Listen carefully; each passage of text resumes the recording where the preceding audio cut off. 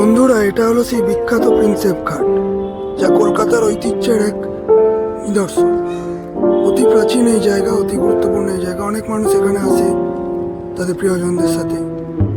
আরেকটি হলো প্রিন্সেপ ঘাট রেল স্টেশন, যেখান থেকে দেখো দ্বিতীয় হুগলি সেতু বা বিদ্যাসাগর সেতু পরিষ্কার দেখা যাচ্ছে। অত্যন্ত সুন্দর এই জায়গা এবং রেল স্টেশনটি। প্রচুর গাছপালা আছে এখানে।